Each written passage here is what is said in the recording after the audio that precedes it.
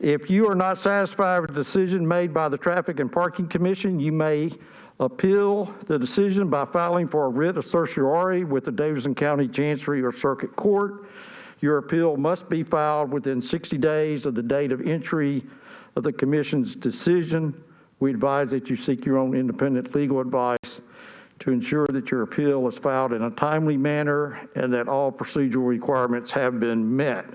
Before we start the meeting, take a point of order here to, say it is great to see everyone physically instead of digitally after over a year. And then this is going to be the last meeting of two of our commissioners, Nora Kern and Betsy Williams. And I just want to personally say that I have learned a great amount from Nora about the importance of biking and pedestrian safety and incorporating what we do here, and thank you for your service. And with Betsy, thank you for you've been a great advocate for the downtown merchants and for others, and your personal loss on Christmas Day is still with us. But just saying, I've been on this commission for 11 years, and the great thing about serving on this commission are all the wonderful fellow commissioners that you get to meet, who not only do you feel like they're your commissioners, you feel like after many years they are your friends. And so the city is grateful. I'm personally grateful. Other commissioners are personally grateful. The city should be personally grateful for your service for the last 5 years. So thank you. I totally agree, Mr. Chairman. Thank you. Thank you. All right. So I move for approval of today's agenda. So moved. Okay. Approval of the minutes of the April. So that was moved. Is there a second? Second. All right. All in favor? Aye. All right. That's the way it's supposed to be. Okay. Approval of the minutes of the April 12th, 2021 meeting. Is there a motion to approve? Move to approve. Okay. Is there a second? Second. We have a first and a second. All in favor? Aye. Any opposed? Okay, that's been approved. There is no consent agenda today, so we'll move straight to items Mr. Chair, on the agenda. Yes. That is the consent underneath the. Oh, is that the consent agenda? Yeah. Okay, thank you for clarifying. Sometimes it's maybe I'm not used to reading stuff under real lights. Okay. All right, the consent agenda is 4 items, is that correct? Okay. Right. Usually you read the approval of consent agenda and the note about appeals and well, stuff. I will. So please note that items on the consent agenda will be voted on at a single time. No individual public hearing will be held, nor will the commission debate these items unless a member of the audience or the commission requests that the item be removed from the consent agenda. Does anyone have any questions concerned about the items on the consent agenda? Okay. If not, we'll read the consent agenda and move for approval. Item A is to authorize no parking on City Boulevard from 28th. Is that from 28th Avenue to 31st Avenue to 280 feet west? Could you clarify that? That is City Boulevard from the connector. Okay. To 280 feet west of the connector. Okay. So make sure that's noted correctly in the minutes. Item B, authorize an all-way stop at Laverne, Couchville Pike, and Maxwell Road, requested by Councilmember Lee. Item C is a mandatory referral 2021M005AB001, a request for the abandonment of right-of-way and utility easement along a portion of Ohio Avenue between Centennial Boulevard and 60th Avenue North, requested by Dell and Associates. And item D is authorize a new traffic signal at the intersection of Gallatin Pike and Delmas Avenue, requested by KCI Technologies. Question, Mr. Knopf, who's paying for that light? That is a private developer. Okay. All right. So now that do we need to clarify that for the minutes? No, but I did clarify it in our budget. Okay. But yeah, I'll put it in the minutes as well. Okay. All right, the consent agenda's been read. Is there a motion to approve, please? So moved. Okay, is there a second? Second. We have a first and second. All in favor? Any opposed? It's been approved. Okay. New business items. Item A request for valet operation at 221 2nd Avenue North, requested by 21C. Staff, comments on that, please. This was a valet permit that was approved recently before, and they did not renew their permit, so at this time, they're requesting to renew their permit. Okay. Council Member O'Connell, you have, No, Mr. Chair, I'm comfortable with this request. We've had a valet at this location previously. okay. All right, so is there a motion to approve? So moved. Is there a second? Second. We have a first and a second. All in favor? Any opposed? Okay, that's been approved. All right. Item B, a request for 24/7 valet operation at Neal Avenue near 811 Main Street, requested by Parking Management Company. This is a zone that they came to us prior to the COVID and requested it, and it was deferred indefinitely. Now they're coming back to us again to request approval for it. It is a pull-off area adjacent to the farmhouse. Okay. Any comments from commissioners? All right, is there a motion to approve? So moved. Is there a second? Second. We have a first and a second. Any discussion? Okay. All in favor? Aye. Any opposed? All right, it has been approved. Item C, a request for 15-minute sheriff parking only at 710 South Fifth Street, requested by DCSO. This is the new headquarters for the Davidson County Sheriff's Office on Fifth Avenue, South Fifth Street, and they're requesting time limit parking in front of their building. Okay. All right. So moved. Okay, is there a second? We have a first and a second. All in favor? Any opposed? It's been approved. Okay.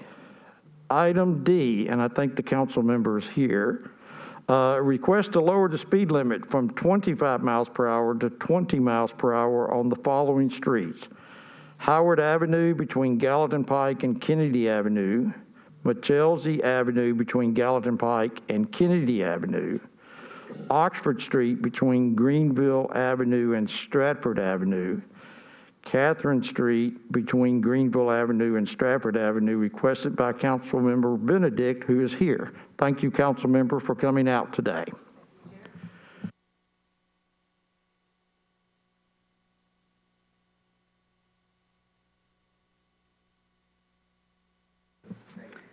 Is that better? Much better. Okay.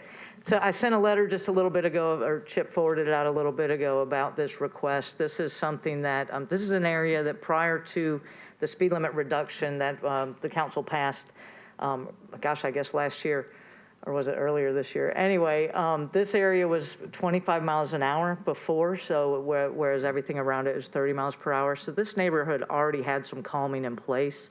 District 7 had more traffic calming applications than any other district last year. So it's a high-need area, and we want to make sure that we're allowing pedestrian traffic on our streets. So I support reducing this to 20 miles an hour. In fact, I'd like to do that in more places throughout the district. Inglewood was designed, as I'm sure you know, as a suburban neighborhood, car dependent, and so there are not shoulders oftentimes, there are not sidewalks many more oftentimes, and so people are required to walk in the street if they want to get out and enjoy the neighborhood. So, as you know, and as you work on all the time, nobody should be put in harm's way. We want to make sure that people can walk the street. So I seek your approval. Thank you. Thank Do you, you have any Councilmember. Staff, any comments? So she's correct. In 2019, time flies. In 2019, we reduced these from 30 to 25 as part of a walkable neighborhoods type area. And so now that the 25-mile-per-hour countywide ordinance has been put in the code, what the neighbors are wanting is to go 5 miles below that. The reason it's on the appeal list or under new business is, Corby, can you get to the data? So, and I won't bother you with all these numbers, but look at the last column. And the MUTCD states in the red that we, the engineers, are supposed to stay within 5 miles per hour of the gathered speed. When we go out there with our tubes, our radar gun, we need to be within 5 miles per hour of that. What it also says, you need to recognize other characteristics of the neighborhood and factors in setting the safe speed. So it's not all about numbers, and that's why we like the testimony of the neighbor and the council person.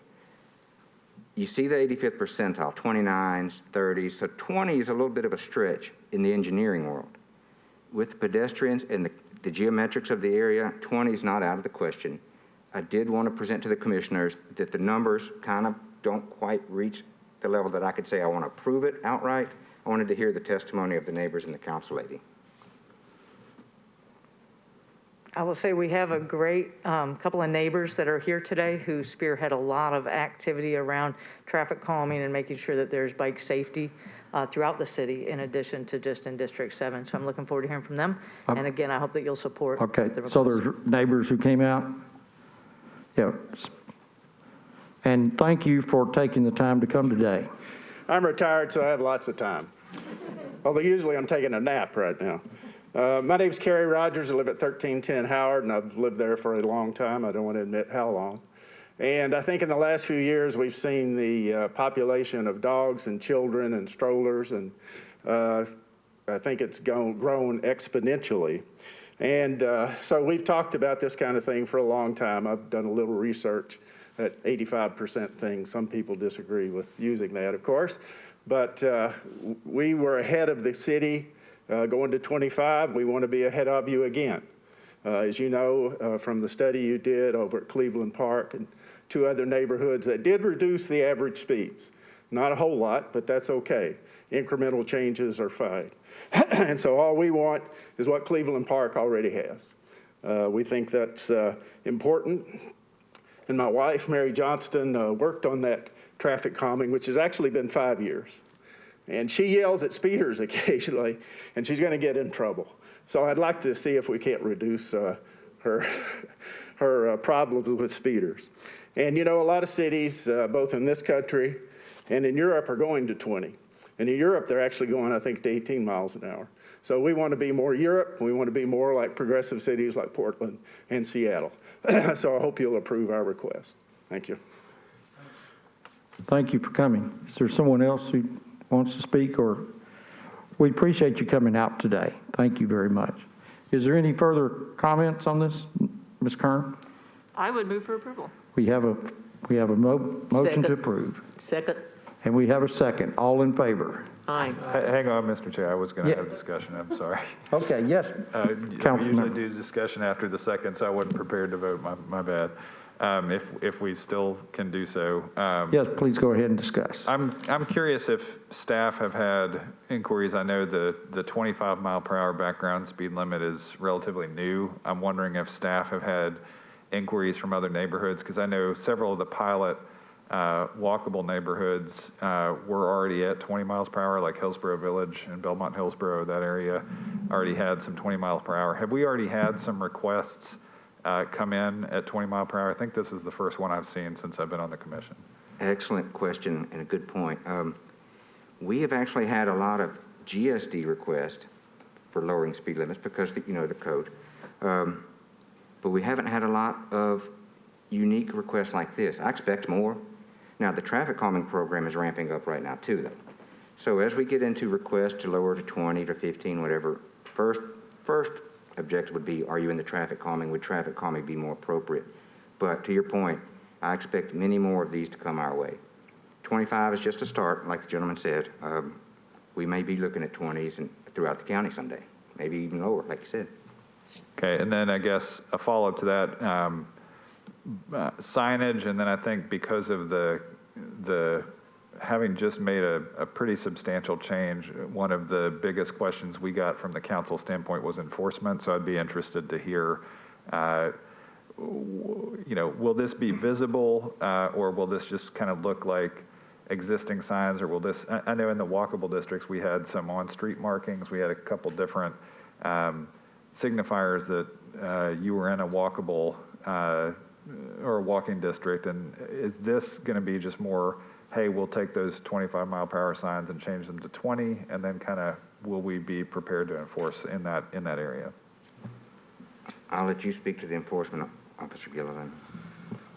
Obviously, if they don't obey the speed limits, we'll hear it from the residential, the residents there in the community, and they'll file a complaint, and we'll put it on the list to do enforcement. But you have to understand, we've got 14 motor officers right now that actually handle the majority of the county's residential complaints. And 533 square miles, it's a lot of residential complaints. The way the schedule's set up now is they're in 2 precincts each day. They'll take care of what we call hotspot areas where we've determined crashes are occurring, and then they'll move from the hotspot areas to address the community complaints. They'll go sit in that area. If they don't observe any violations, then they'll report that. And then they'll get back basically once a week there in every precinct, provided there's nothing that creates, that stops or interrupts that schedule. So about once a month that schedule's interrupted with some other special assignment, but they'll be in those, about weekly, they're in each one of those precincts addressing those complaints.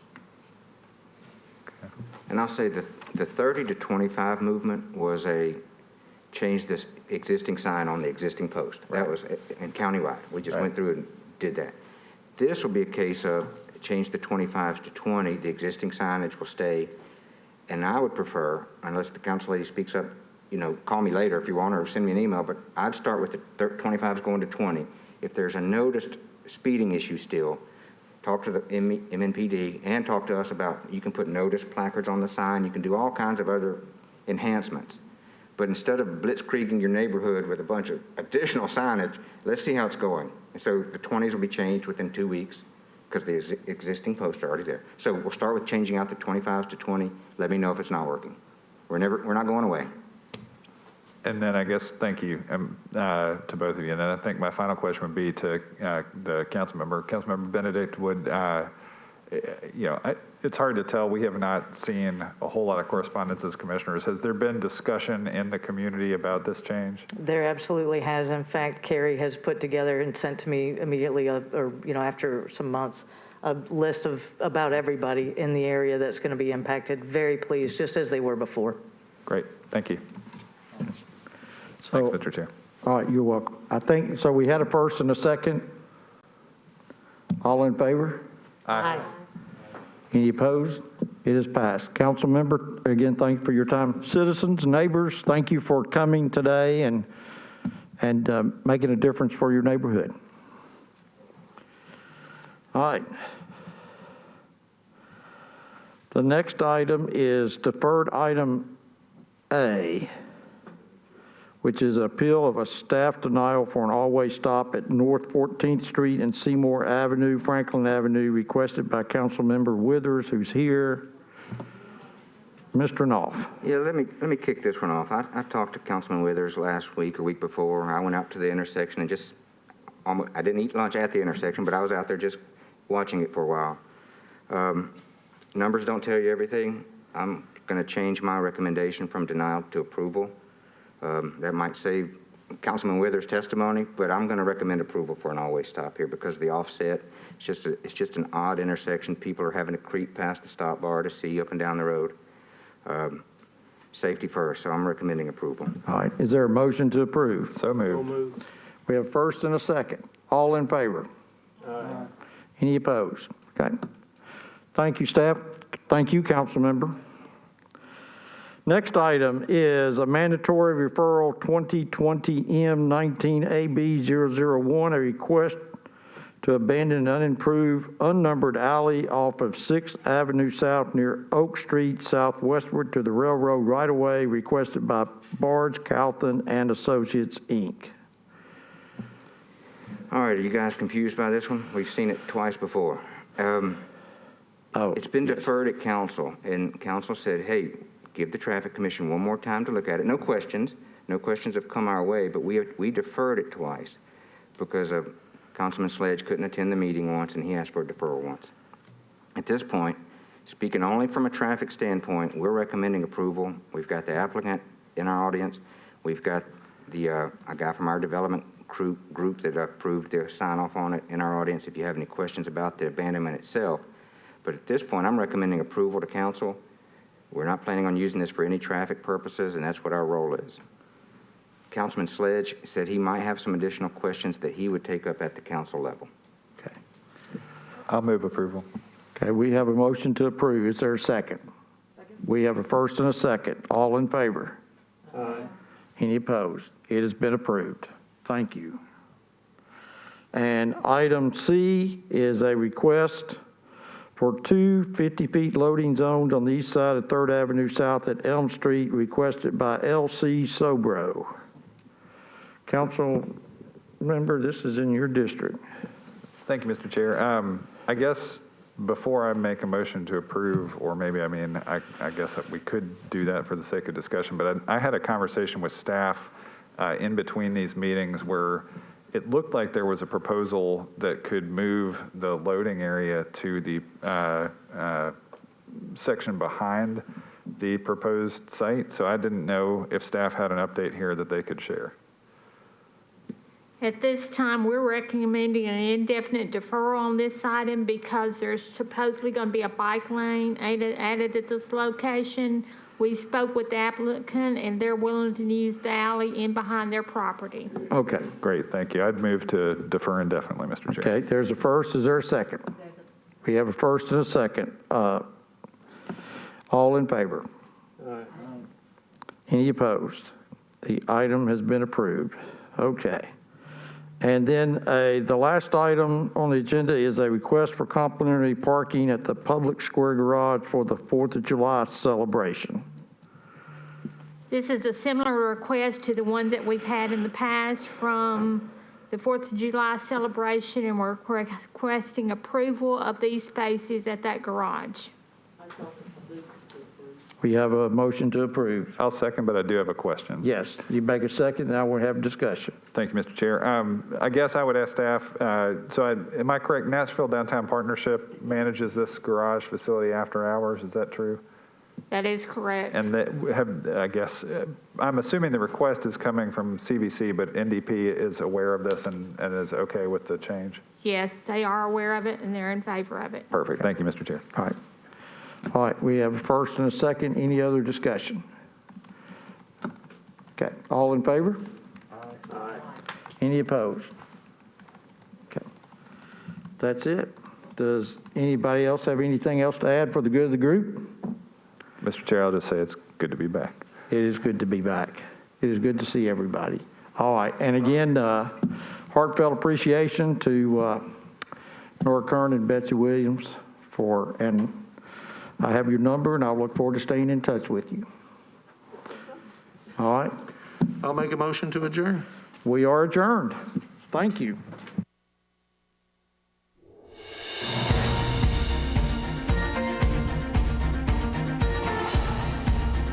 This has been a service of the Metro Nashville Network. If you would like to see this presentation again, or for more information about this and other programs, visit nashville.gov.